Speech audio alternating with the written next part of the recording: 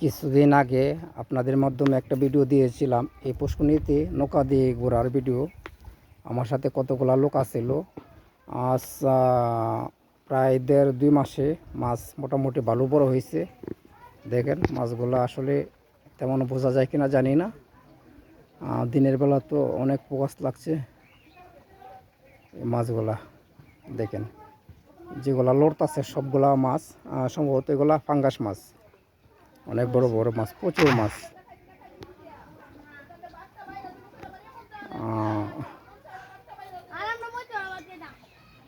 আমাদের বাড়ি বিলের এই পাড়ের মাধ্যমে, এর জন্য বিলের মাছের সম্বন্ধে মাছগুলো আমরা দেখতে পাই। প্রচুর মাছ হয়েছে। এদিকটা ঝুপঝাপ ছিল, দেখেন এই ঝুপঝাপ ছিল, এগুলা কাটা দেওয়ার ফলে এগুলা দেখা যাচ্ছে, আগে দেখা যাইতো না। প্রচুর ঝুপঝাপ, এই ঝুপঝাপের জন্য বাতাস আসতো না ভিতরে।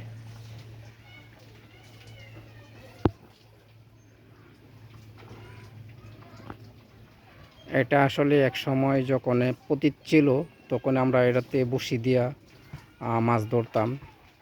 তখনকার যে ইচ্ছে ওই মাছ ধরে খেতে পাচ্ছে। এখন এটা সরকারি হয়ে যাওয়ার ফলে এটা কন্ট্রাক্টের ভিতরে নিয়ে আসে, যে বেশি টাকা দা নিয়ে আসতে পারে। হ্যাঁ, এটা 3 বছরের জন্য মাছ চাষ করে।